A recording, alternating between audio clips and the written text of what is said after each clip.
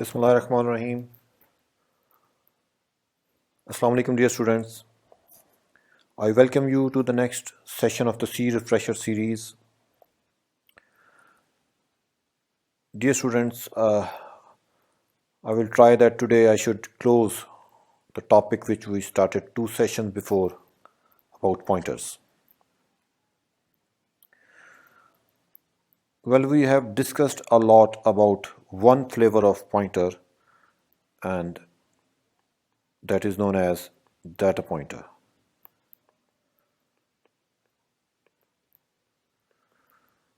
Data pointers, or you may call it pointers to data.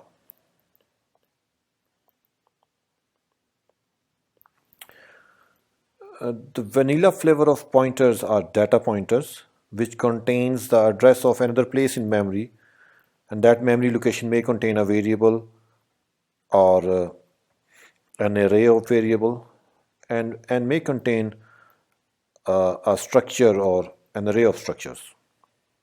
We have given ample time to study the data pointers and have seen how we can pass these data pointers to function and how we can return the data pointers from the functions. Now let us move on to the next category, and that category is function pointers.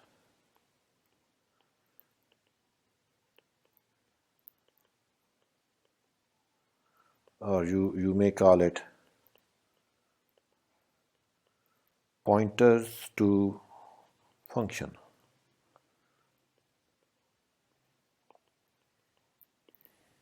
Unlike normal pointers, a function pointer points to code, not data. Typically, a function pointer stores the address of start of some executable code. Or you can say that, let me write it,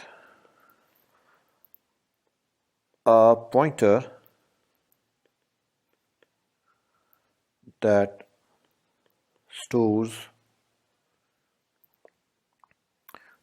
the address of a function. Address of a function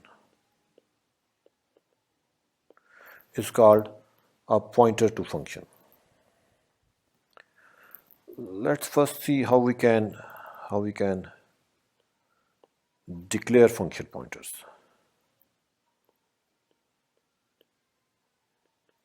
Declaring function pointers.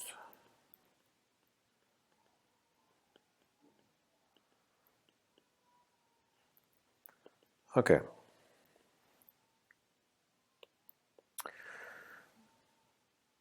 So function pointers can be declared by writing its name with the asterisk symbol in bracket, and on its left you write down its return type, and on the right you inside bracket you may write down the argument list to that function, if at all there is. Let us suppose that we have a function void f1, and we want to create a function pointer that points to this function.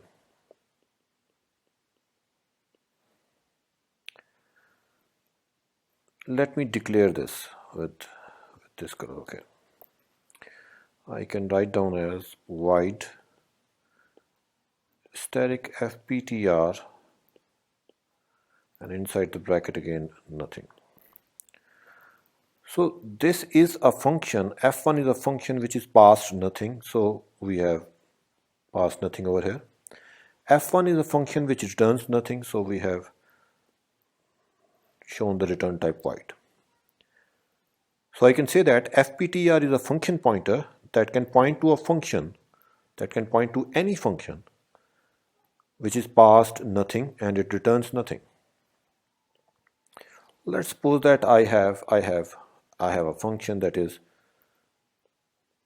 double f2, which is passed a which is passed two arguments, let's suppose, a double and a character, and it has its code. I want to create a function pointer that points to this. How to declare this function pointer? So since it is passed two arguments, so we have a double and a character over here in the argument list. The name can be anything, let's fptr or fptr2, and the return type is double, so write down double over here. So this fptr is a function pointer that can point to any function which is passed two parameters, first of which is a double and second is a character, and it returns double. Let me give you a little bit complex example.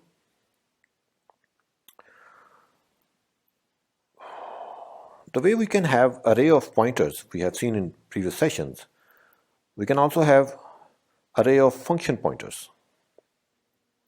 By array of function pointers, I mean function pointers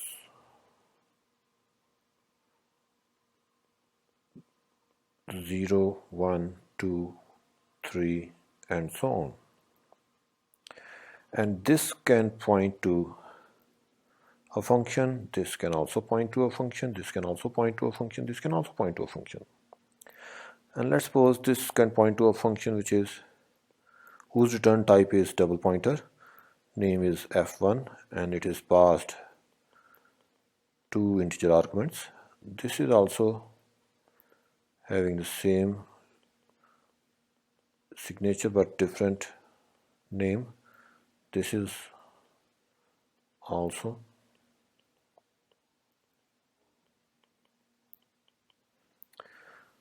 Now to declare this array of function pointer, the syntax is, first of all, let's suppose the return type, then over here I need to show something. Let's suppose we have 0, 1, 2, 3, 4, so 4 over here, and this is it. So this shows that this is an array of function pointers, and of course it is passed two arguments, both are int. So this fptr is an array of function pointers that can point to four different functions, and all of those functions take two parameters, both of type int, and return a double pointer. So now that you know how to create or declare a function pointer, let us move on to the terminal. Let us move on to the terminal and see a basic example of it. Let me open a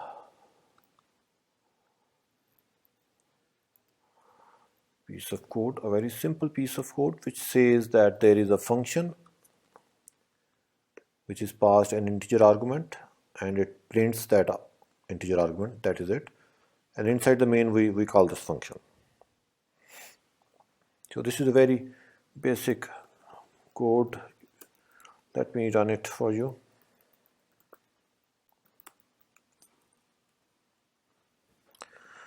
Now instead of calling the function using the function name,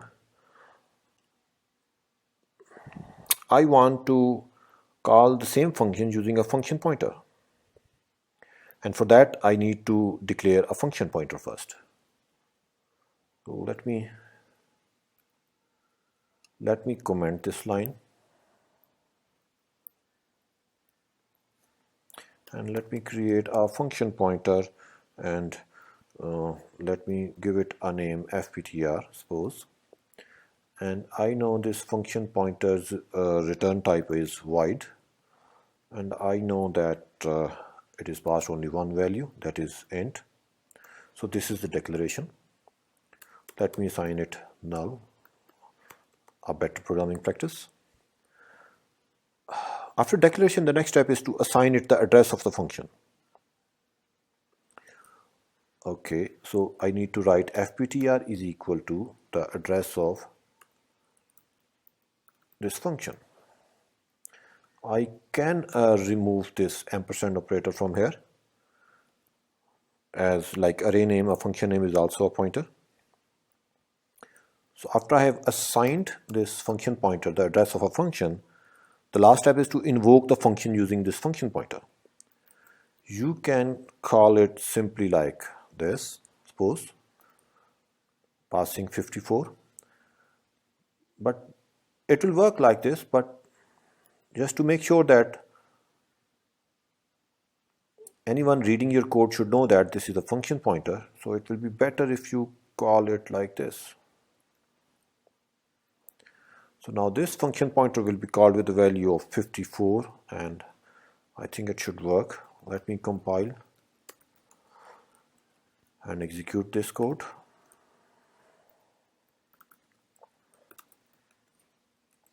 So you can see.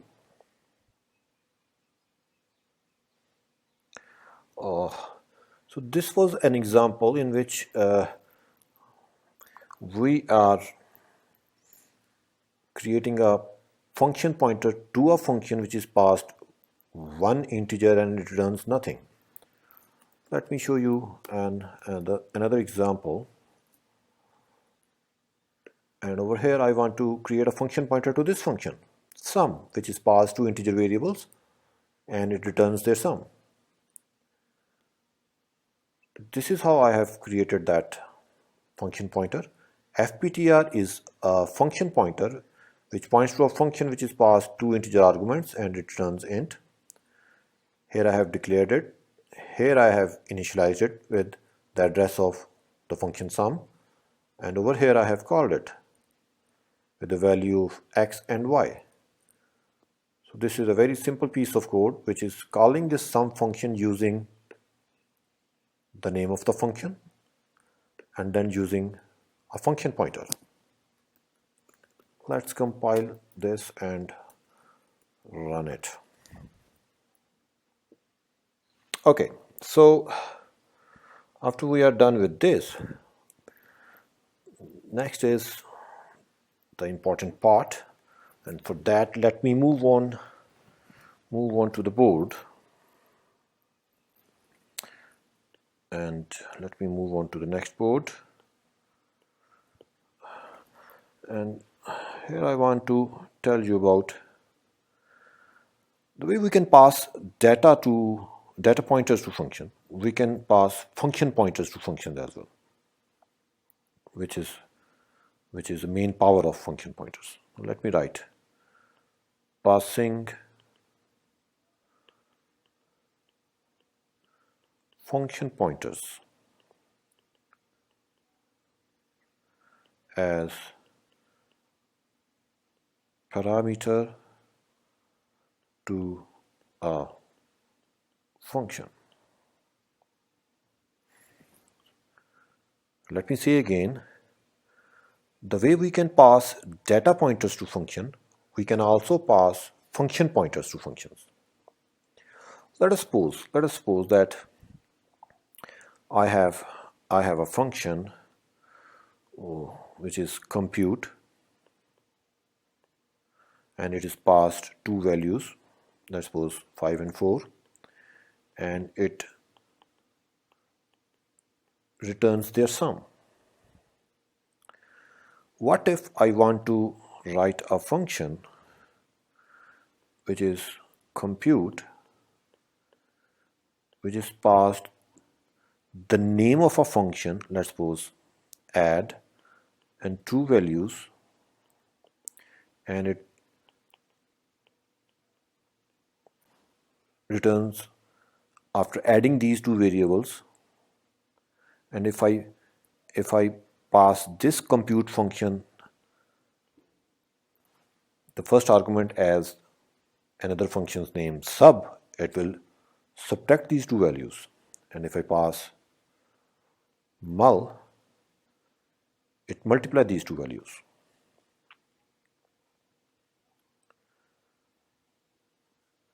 Let's suppose that we have already defined these three functions. Int add, which is passed two values a and b, and it returns a plus b. Similarly, we have int sub, which is passed two values and it returns a minus b. And we have int, let's suppose mul for multiply, which is also passed two values and it returns the product of those two values.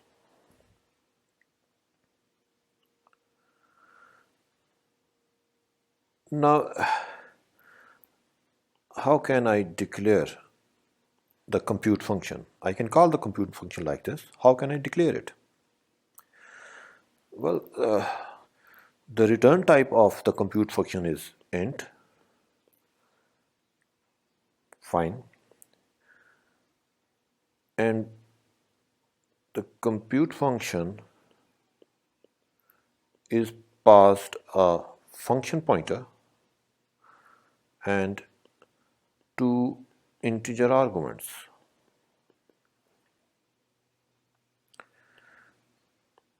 And what is this function pointer looks like? Let's suppose the name of this function pointer is fptr.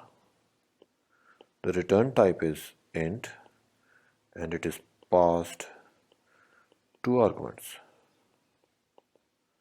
So this piece comes over here. So whenever we pass this compute function with the address of add function, this add function will be called and we will get the sum of 5 and 4. Whenever we call the compute function with sub, this sub function will be called and it will return the difference of these two variables, 5 and 4. And whenever we call this compute function with the address of mul, this will be called and it will return the product of these two values over here. So with this idea in your mind, let me move on to the terminal and start playing with the code. Let me show you a very basic code.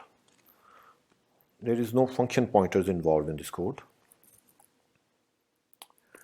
These are the three functions, signature of the three functions, add, sub and mul. And from their signatures you can easily understand that what are they going to do is they are going to add, subtract and multiply the two arguments they are passed and they return them. And over here, let me move up. Okay, this is them. In main, I'm going to call the add function and I'm showing you the result. I'm calling the sub function and I'm calling the mul function. This is a very basic code. No function pointers involved. Let me compile this piece of code and it works very fine. Let me change this piece of code now. I want to,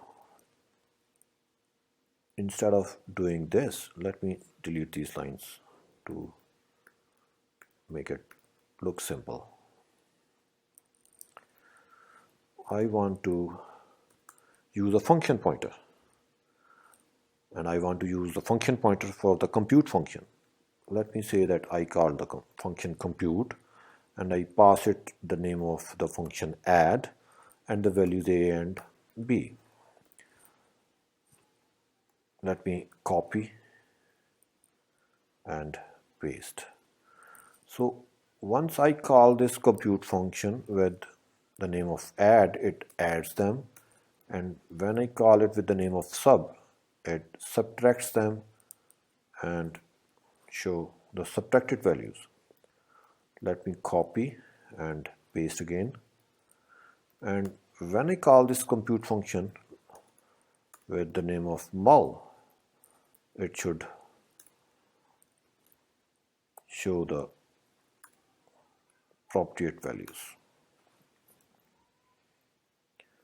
So to make it work, I need to first declare the compute function, and I also need to tell about the function pointer as well.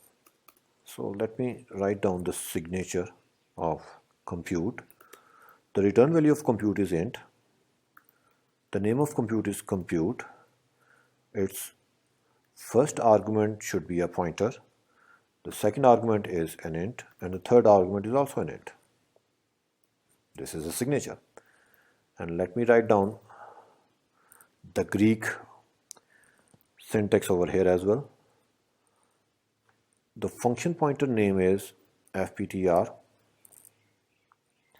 It is passed two values, integer values, and its return type is int. So gentlemen, try to understand this. This is the first argument to compute, which says fptr is a function pointer which points to a function which can be passed two integer values, and it returns an integer value. And the compute function is also passed two integer values. Okay, let me write down the definition of this compute function.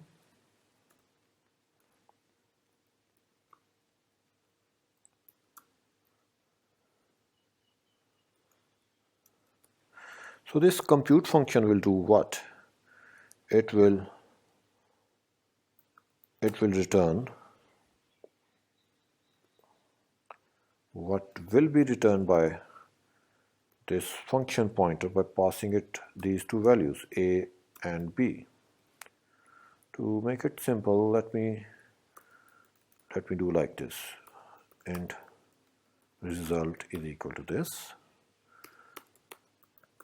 and return result. Okay, so try to understand. Once compute function is called with the address of add function, the add function address comes over here. The add function is called with the value of a and b, and it adds up to 35. 35 is stored in result and is returned in RV1 and shown over here. Similarly, when the compute function is called with the name of function sub, the address of the function comes over here. The sub function is called with these two arguments, and the difference is returned in result, which comes in RV2, and that is displayed over here. And similarly, it happens in third mul function as well. I hope I have not done any typo. Let me compile this and run it. So you see, this was the output of the previous program, which was not using any function pointer, and this is when it uses function pointer. So gentlemen, remember,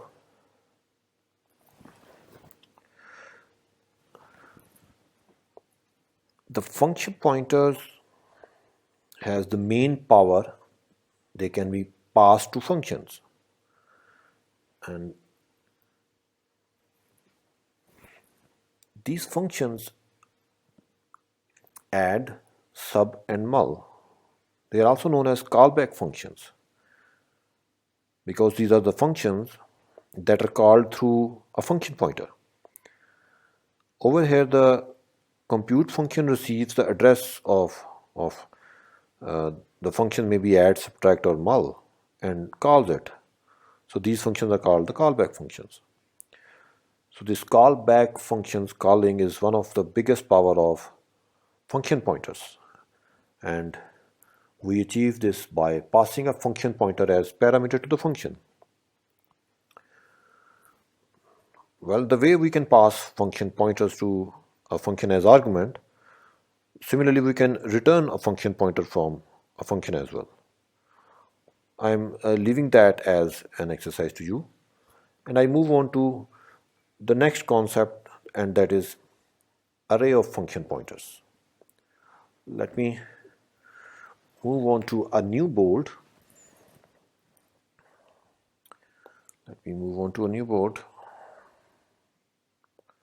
Array of function pointers. Array of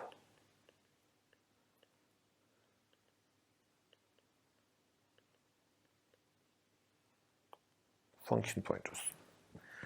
Like normal pointers, we can have array of function pointers as well.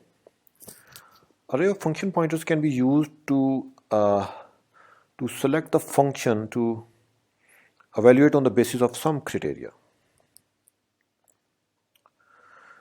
Okay, we have done the declaration. Consider this declaration of array of function pointer.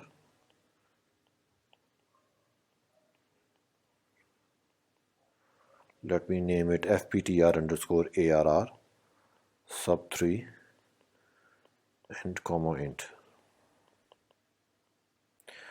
So this declaration says that fptr underscore arr is an array of function pointers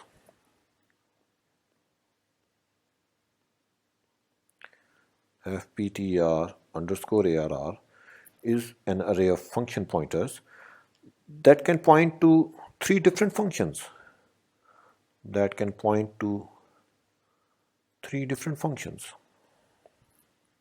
The address of the three different functions. And those functions can take two parameters of type int, and they return an int.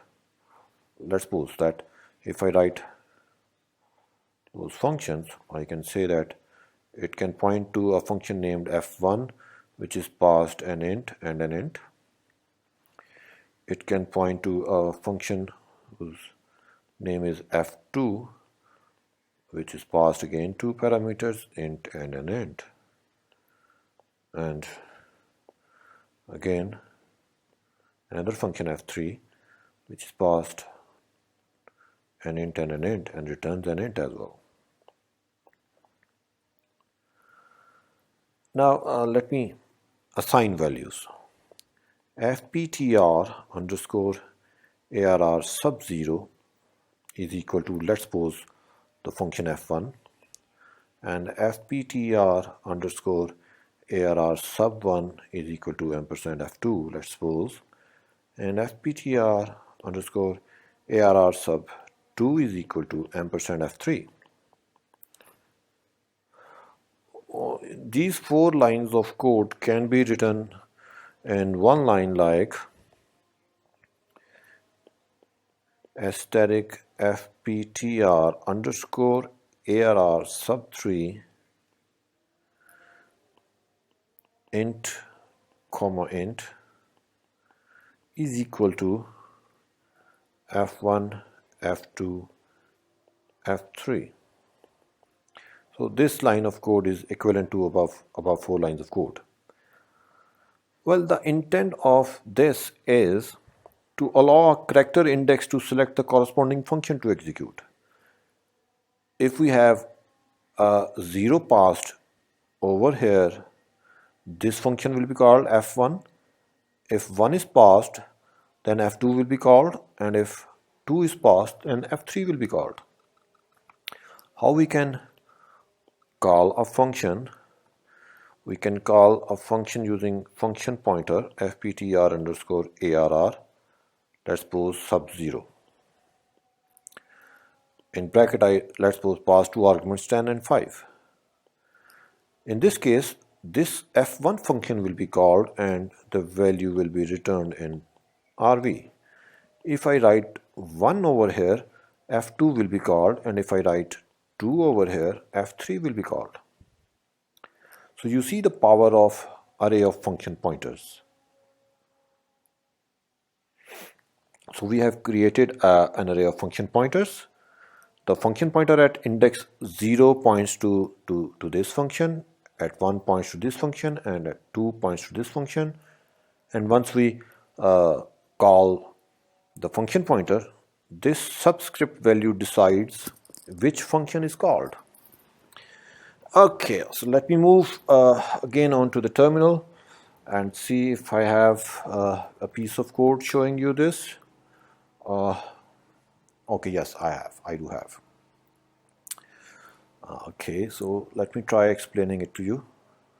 So whether you write down this line of code or you write down these 4 lines of code, they are equivalent. I have declared the function pointer and I have initialized it with add, sub, and mul functions. So these are the 3 functions which I want to call, and these functions are passed 2 integer values and they return an integer value. So this is what the declaration says. Then I'm going to ask the user to enter a choice. 0 for addition, 1 for subtraction, and 2 for multiplication. And then I check out. If the user had passed 0, then I pass that 0 to this array of function pointer and addition takes place. If the user has entered 1, I passed 1 to this subscript of array of function pointer and subtraction takes place. And if the user has entered 2, multiplication takes place.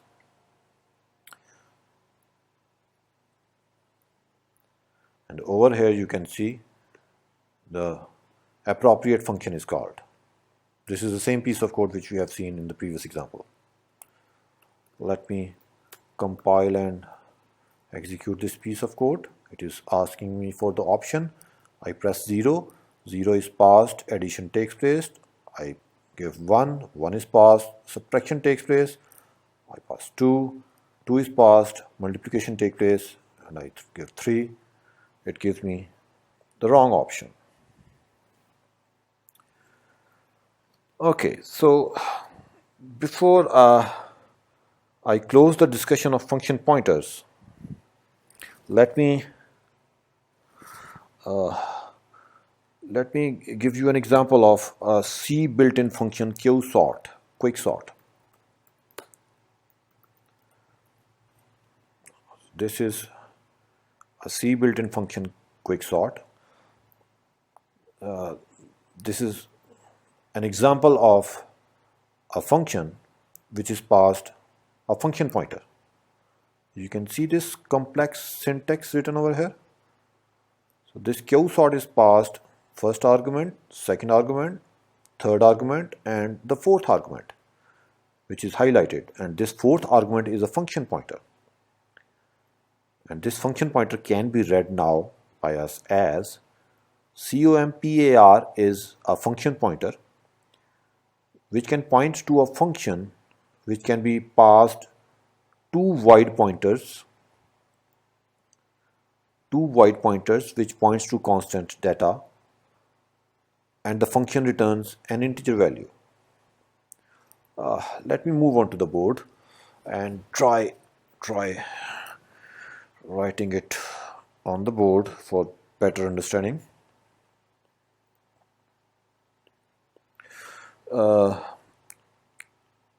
Let's try to use the C Qsort function, understanding it. Let me first write down the signature of this Qsort. Void Qsort. The first argument is void asterisk base. The second is int num elements. The third is int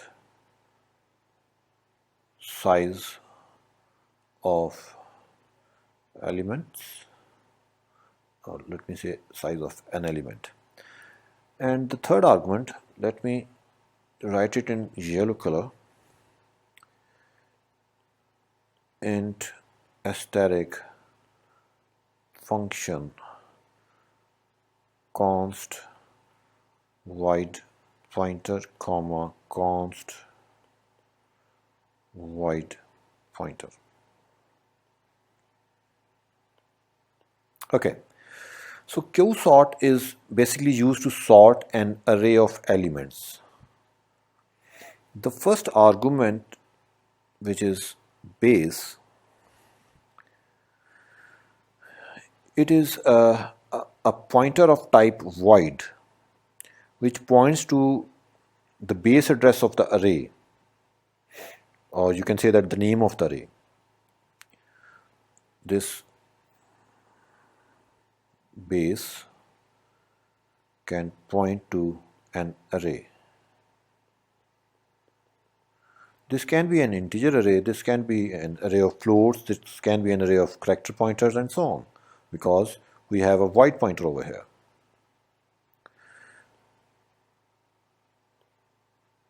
The second argument is num elements. This tells the total number of elements in the array. If there are, let's suppose, 100 elements in this array, 0 to 99, so this will contain 100. The third argument is size of the element. This is the size of each element. In case of an integer array, this can be gained by using the size of operator, and we know it is 4. And the most important part is the fourth argument. The fourth argument. And the fourth argument is a function pointer. A function pointer, which can be read as that this is a function pointer. This is a function pointer which can point to any function which receives 2 pointer arguments of void type. 2 pointer arguments of void type pointing to constant data. By this I mean you can change the pointer value but cannot change the data it is pointing to.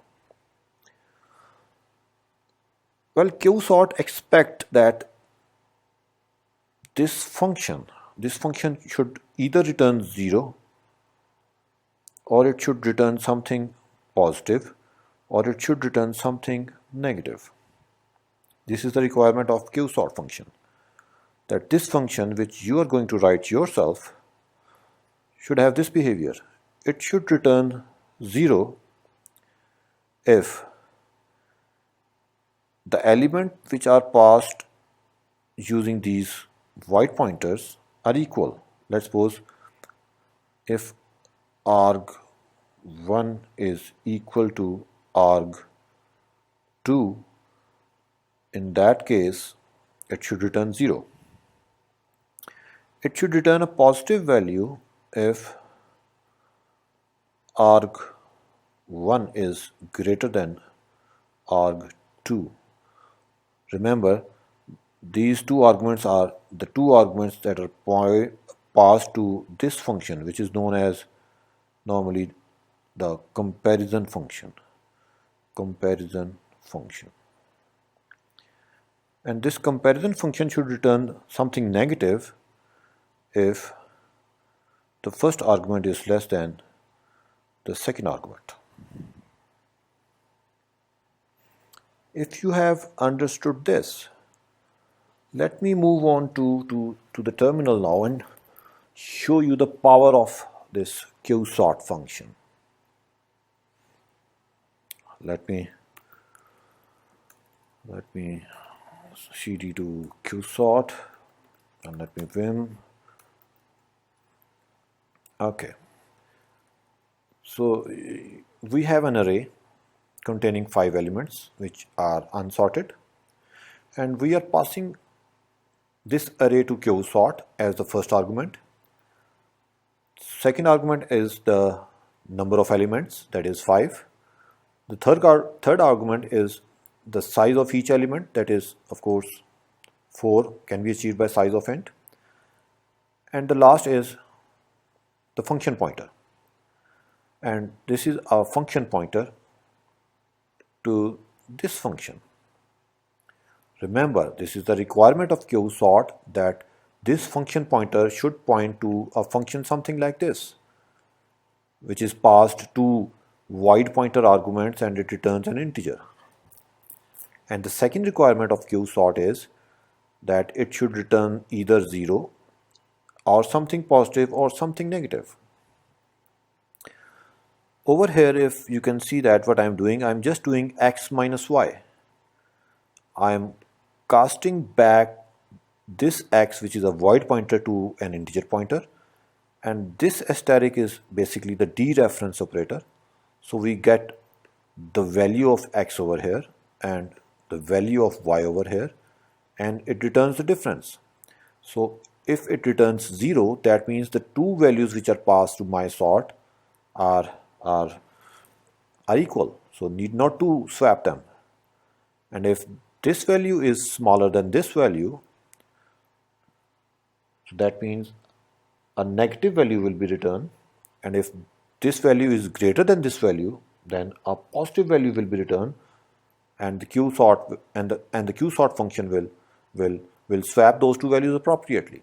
I will not go into the details of the Qsort algorithm, because over here I just want to tell you that there is a library function Qsort which is passed a function pointer. Let me compile and execute this code. You can see the array is sorted. Array is sorted in ascending order. And if I want to sort it in descending order, it's very simple. I just swap these two values. And now if I call this, you can see the array is sorted in descending order now. 9964332224. Please ignore this ascending. So gentlemen, the beauty of Qsort is, let me show you the code again. The beauty of Qsort is that the user must supply his or her own comparison function. We have given our own comparison function, and by changing that comparison function we can perform ascending sort of integers, we can perform descending sort of integers, and by writing this function a little bit smartly, we can always carry out sorting of floats, sorting of strings, and maybe sorting of structures. Let me see if I have another. Yes, I have. So this is again a function that is calling Qsort. This time the Qsort is passed the function pointer of strsort, and you see the signature of strsort is same, two void pointers, and returns an integer. But this time it is going to sort out what we call an array of strings. So if I just print this names, it is not sorted. But if I call Qsort on this array names, it will sort all these names, and then it will print it for us. Let me compile and execute it. You see, the names are sorted. Let me show you this. In this, I have written a function for integer ascending sort, integer descending sort, string ascending sort, and string descending sort. So you see, if you call Qsort with int ascending sort, this function will be called, and if you call Qsort with int descending sort, the descending sort function is called. So I have done all kind of sorting for you. So it's quite simple, quite elegant. You can write this code you can compile and you can run. Let me shrink it and show it to you. So we have sorted in ascending order the integer array, descending order, the names in ascending order and the names in descending order.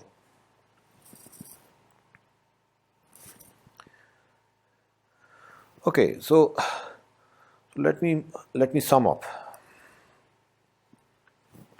Let me sum up today's session. What we have done. Okay, today we learned that other than pointers to data, there is another flavor of pointers known as pointers to function. We learned how to declare a pointer to a function, say f1, and assign it the address of that function. And then we saw that we can call the function f1 by using that function pointer.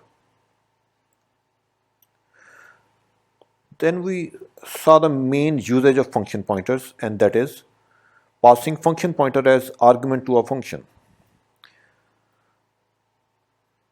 And we have seen that how that function, the compute function, later calls the function to which that function pointer points to. So we have written three functions, add, subtract, and mul, and we have created a function pointer that can point to any of these functions, and then we have created a compute function to which we pass the function pointers.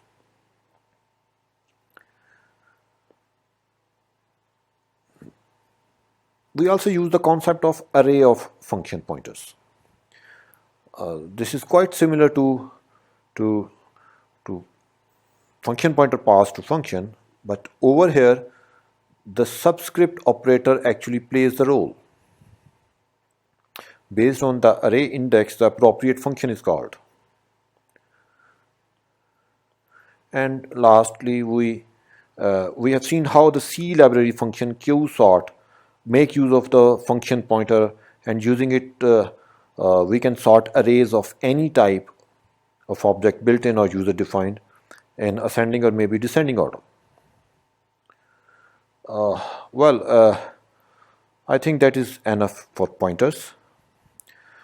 Students, if you have understood the concepts discussed in this and the previous two video sessions related to pointers, and you have practiced them, I'm sure you can learn the missing links, if any, at your own. I wish you all the best. Happy coding and Allah Hafiz. जहाँ का सब बात है